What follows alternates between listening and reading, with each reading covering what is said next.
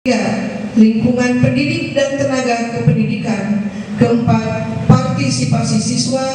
Kelima, sarana dan prasarana. Keenam, partisipasi orang tua wali, lembaga masyarakat dunia usaha, pemangku kepentingan lainnya, dan alumni. Itulah Bapak dan Ibu kebijakan-kebijakan terkait dengan sekolah ramah anak. Mengapa sekolah itu harus ramah anak? Ya, karena sekolah merupakan lingkungan pendidikan yang di dalamnya terdiri atas siswa-siswi atau para pelajar atau anak-anak yang berusia remaja, dan para pelajar atau siswa-siswi merupakan bagian dari hak anak atau perlindungan anak. Ya, anak-anak di sekolah itu harus dilindungi. Mengapa anak-anak harus dilindungi? Karena anak-anak merupakan manusia, sehingga merupakan bagian dari hak asasi manusia.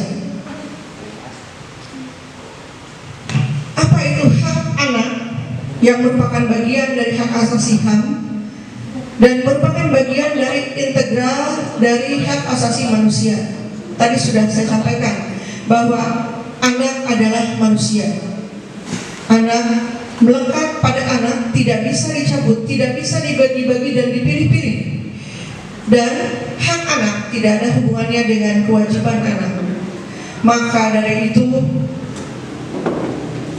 ada suatu keputusan atau perjanjian yang dinamakan dengan Konvensi Hak Anak, sebagaimana diatur dalam keputusan Presiden nomor 36 tahun 1990.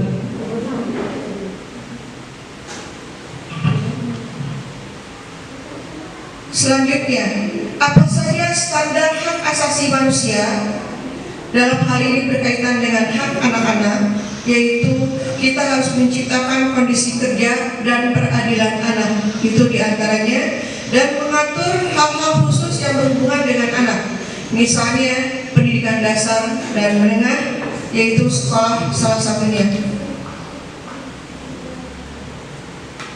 Kemudian siapa saja yang terkait dengan hak anak di lingkungan pendidikan, yaitu ada masyarakat internal, kemudian ada pemerintah, ada masyarakat di luar lingkungan sekolah, kemudian keluarga dan anak itu sendiri. Semuanya memiliki kewajiban dan hak sebagai anak dan sebagai warga negara.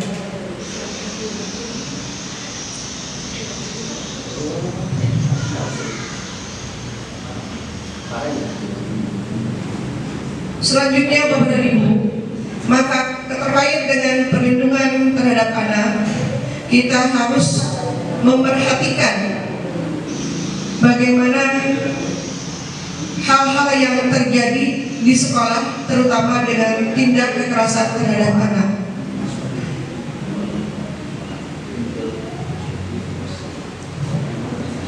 Bapak dan Ibu, bahwa kekerasan yang terjadi di Indonesia, ya, dan anak-anakku yang berada di sekolah maupun di rumah, kita harus mengetahui bagaimana kita harusnya berlaku di lingkungan pendidikan. Mengingat bahwa kekerasan itu sudah terjadi di lingkungan sekolah maupun di luar lingkungan sekolah. Dan kekerasan yang terjadi di antaranya ada kekerasan fisik, kekerasan psikis, kekerasan seksual, dan kekerasan lainnya yang kerap sekali terjadi di lingkungan sekolah. Dan pada umumnya bahwa kekerasan itu juga terjadi pada anak berusia 13 sampai 17 tahun. Mereka pada umumnya mengaku pernah mengalami kekerasan, baik yang dilakukan di lingkungan sekolah maupun di luar sekolah dan di rumah, ya. Kekerasan yang terjadi pada anak ada 5 bagian, yaitu yang pertama kekerasan fisik, Yang kedua, kekerasan psikis. Yang ketiga, kekerasan seksual. Keempat, penelantaran dan eksploitasi. Kekerasan fisik yaitu mengakibatkan rasa sakit, jatuh sakit atau luka pada tubuh anak, seperti dibanting, dicakar, digigit, dibakar, dan lain sebagainya. Jadi anak-anakku, jika kalian mengalami hal seperti itu, segera laporkanlah kepada pihak yang berwenang. Jika berada di lingkungan sekolah, kalian bisa menyampaikan kepada guru, kepada wali kelas, kepada guru bimbingan dan konseling, ataupun kepada pihak lain yang dianggap oleh kalian itu nyaman untuk memberitahukan hal tersebut kepada orang dewasa.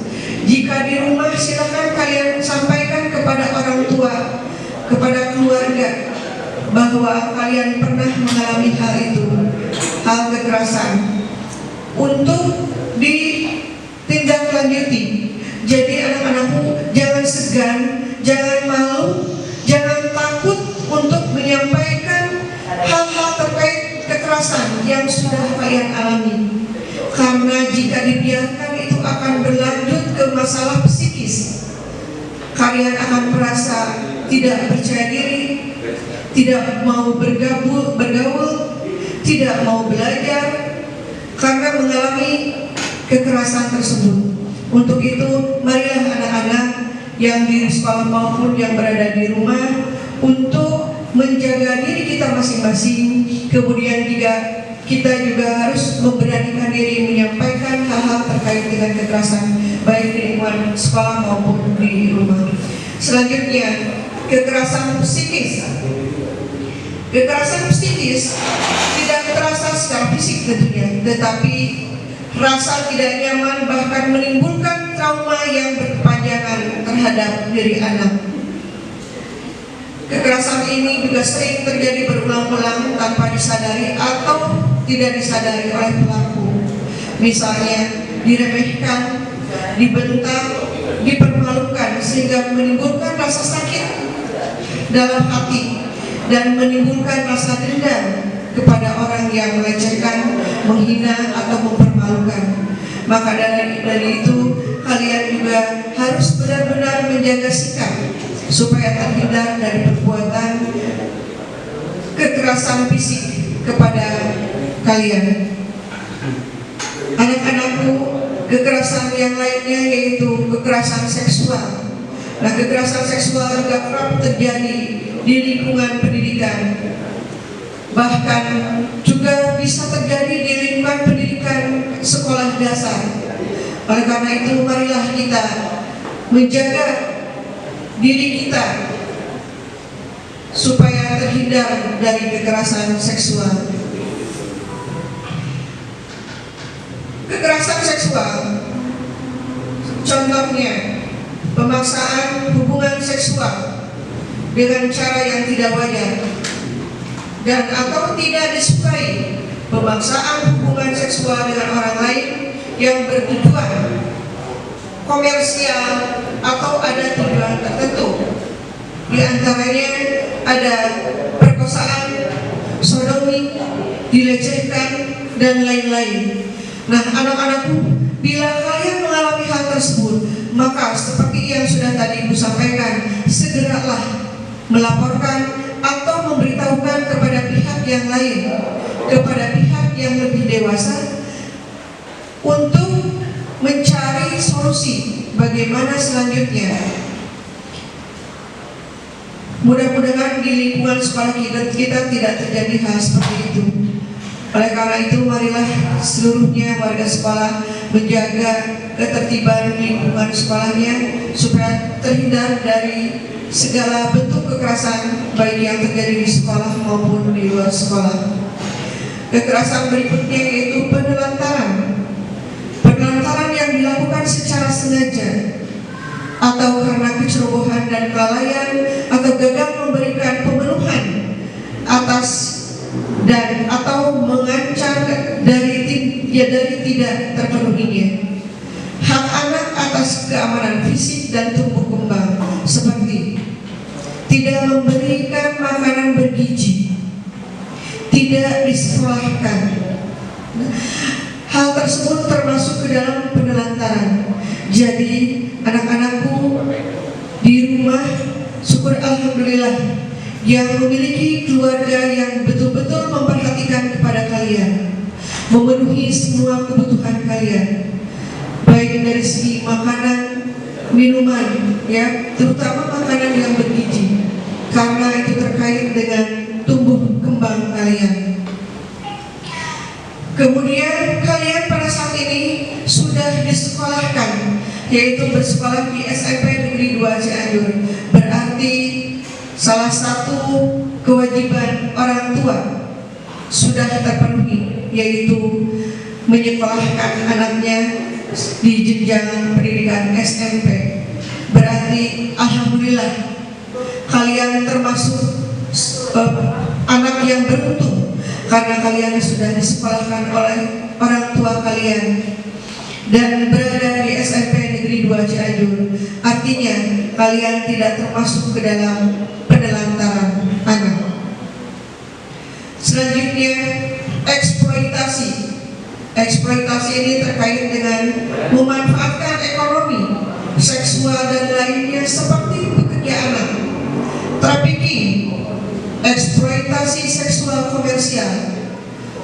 Misalnya ada anak yang dipekerjakan, anak korban pornografi, anak yang dilacurkan, itu termasuk ke dalam eksploitasi. Tetapi apakah anak-anak atau kalian yang merasa membantu pekerjaan orang tuanya itu termasuk ke dalam eksploitasi anak? Tentunya tidak. Jadi ketika kalian membantu orang tua dengan penuh kesadaran, membantu kebutuhan dirinya sendiri, menyiapkan pakaian sendiri untuk sekolah, menyiapkan makan sendiri untuk sekolah, kemudian melakukan rutinitas pekerjaan di rumah, menyapu, mencuci piring, mengepel, mencuci pakaian, menyetrika, itu adalah bagian dari tugas kalian sebagai tanggung jawab, sebagai salah satu ibadah dan meringankan beban orang tua. Berbeda dengan halnya ketika kalian dipekerjakan secara paksa untuk meraih keuntungan orang dewasa. Contohnya, ketika kalian disuruh misalnya dipaksa untuk bekerja, apalagi bekerja secara keras, misalnya menjadi kuli bangunan, menjadi tukang-tukang pekerjaan di luar sekolah. Kemudian hasil pekerjaan tersebut, uangnya diberikan kepada orang tua, dan orang tua memanfaatkan hasil keringat atau pekerjaan anaknya, maka itu termasuk ke dalam eksploitasi anak. Berbeda dengan halnya yang tadi Ibu sampaikan, ketika kalian membantu orang tua, pekerjaan orang tua, memenuhi kebutuhan orang tua secara wajar, itu adalah bagian dari ibadah kalian, yang insya Allah pahalanya akan dicatat oleh Allah Subhanahu wa Ta'ala sebagai bekal di akhirat nanti. Ada pula eksploitasi dari segi seksualitas. Ketika anak-anak dan bapak dan ibu yang berada di rumah harus mengetahui bagaimana ciri-ciri kekerasan seksual yang dialami oleh anak. Ketika bapak dan ibu mengetahui kondisi anaknya seperti itu, maka bapak dan ibu harus segera menindaklanjutinya dengan cara yang pendekatan yang bisa aman dari kedua belah pihak.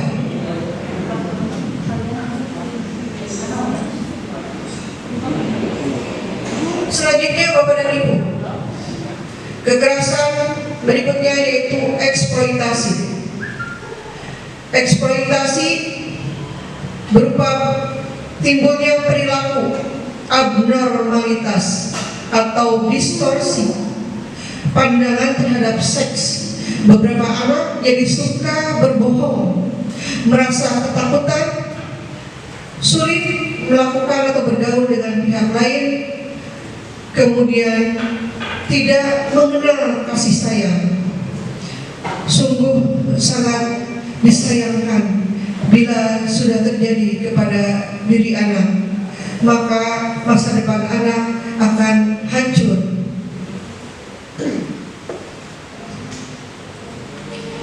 Selanjutnya, dampak penelantaran terhadap anak. Perilaku yang tampak kepada diri anak yaitu selalu mengeluh dan lelah setiap saat. Karena anak sudah dipekerjakan, maka dia akan merasakan rasa sakit, rasa capek yang berlebihan. Kemudian juga anak hanya memiliki teman yang sangat sedikit, karena sebagian waktunya digunakan untuk bekerja. Kemudian mengatakan kalau ditinggal sendiri dan tidak ada yang mengawasi, ya, anak merasa hidup sendirian. Demikianlah anak-anakku, kekerasan-kekerasan yang kerap terjadi di lingkungan sekolah. Untuk ini mohon perhatiannya untuk seluruh orang tua dan para guru, memperhatikan kondisi baik secara fisik maupun non fisik anak didik kita, baik di sekolah dan orang tua masing-masing yang berada di rumah. Jika hal tersebut terjadi, maka perkembangan anak didik itu akan terhambat, baik di sekolah maupun di rumah. Dampak selanjutnya, seringkali ada perilaku yang merusak dirinya sendiri, melukai diri sendiri, depresi, kecenderungan bunuh diri. Hal itu pernah terjadi dan mungkin kalian mendengarkan atau melihat kejadian-kejadian di televisi. Ada anak yang mau bunuh diri, bahkan sudah melakukan bunuh diri. Seperti yang sudah disampaikan waktu lalu, contohnya ada anak yang menjatuhkan dirinya dari beberapa lantai atas ke bawah di sekolah. Itu karena merupakan bagian atau kecenderungan dari penerimaan kekerasan terhadap anak. Kemudian dampak lain, anak menjadi nakal dan membolos. Hal ini kerap sekali terjadi di lingkungan sekolah. Anak yang tidak disiplin, tidak mematuhi peraturan sekolah, pulang sekolah sebelum waktunya, datang ke sekolah tidak tepat waktu, kemudian sikap-sikap lainnya yang cenderung dilakukan oleh anak karena sebagai dampak dari kekerasan. Bapak dan Ibu serta orang tua yang ada di rumah, tanpa kita sadari bahwa perlakuan atau perilaku anak yang sudah menyimpang itu adalah dampak dari atau pengaruh dari lingkungan orang dewasa. Ketika anak sudah melakukan pelanggaran-pelanggaran terhadap tata tertib yang berlaku, maka kita harus segera menindaklanjutinya. Kita harus berbicara baik-baik, menyampaikan baik-baik kepada anak didik kita bagaimana seharusnya, sehingga selanjutnya anak terhindar dari perilaku-perilaku atau penyimpangan perilaku baik yang terjadi di rumah maupun di sekolah. Itulah hal-hal umum atau bentuk lain dari kekerasan. Selanjutnya, anak-anakku, seperti yang sudah Ibu sampaikan, bila kalian mendapati satu kekerasan baik fisik, psikis, seksual, eksploitasi, penelantaran, maka jangan segan-segan untuk menyampaikan hal tersebut kepada orang dewasa. Sampaikanlah kepada wali kelas, kepada guru yang dianggap oleh kalian dekat, ya, ataupun kepada siapapun yang dianggap oleh kalian pantas untuk diajak berbicara. Jangan kalian diam diri, karena itu akan berdampak kepada tumbuh kembang kalian. Tumbuh kembang kalian akan terhambat, pembelajaran akan terhambat. Belajar jadi tidak mau melakukan kegiatan-kegiatan yang diprogramkan oleh sekolah karena sudah merasakan sakit hati. Jadi oleh karena itu, anak-anakku, sekali lagi Ibu sampaikan, janganlah segan-segan untuk menyampaikan bentuk hal apapun kekerasan yang dialami oleh kalian kepada orang dewasa.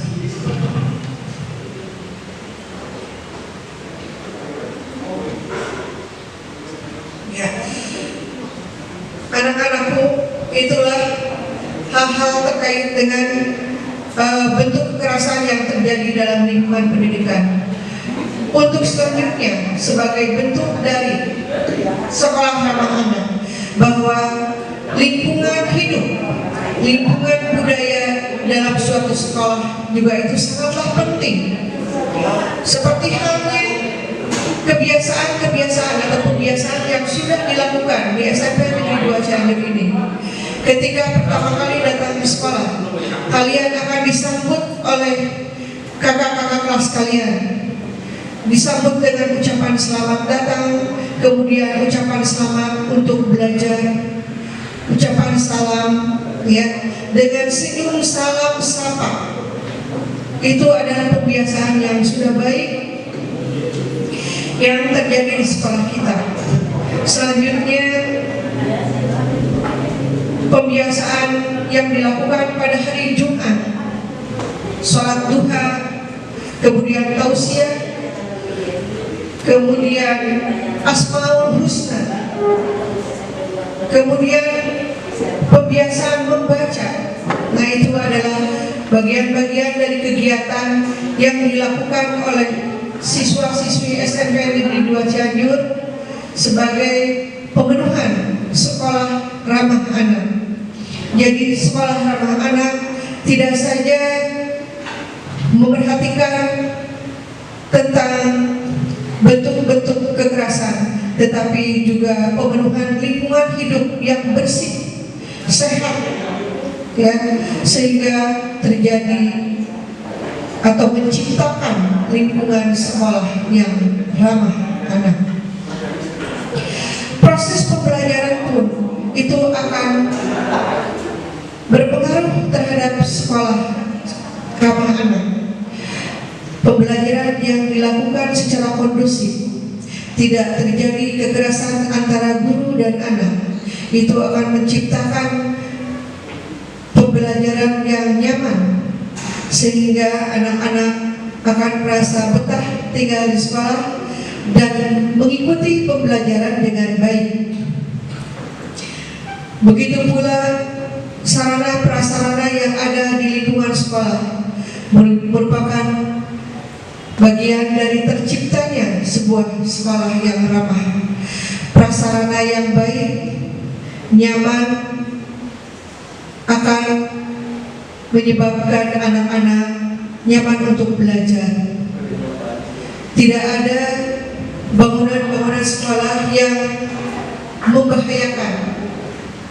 Sekolah di SMP Negeri 2 Cianjur sudah diupayakan terhindar dari bentuk-bentuk pelanggaran atau hal-hal yang membahayakan. Lingkungan sekolah SMP 2 itu sudah dikelilingi di pagar dengan aman. Akan tetapi anak-anak, ada kalanya ada saja sebagian anak yang berupaya untuk kabur dari sekolah dengan cara memanjat dinding, padahal Dinding sekolah sudah dibangun sedemikian rupa supaya tidak menimbulkan hal tersebut. Oleh karena itu, mohon terutama ini untuk peserta didik baru, jika kalian nanti sudah sekolah, harus benar-benar mengikuti peraturan sekolah dan tidak menimbulkan tindakan-tindakan yang melanggar peraturan sekolah.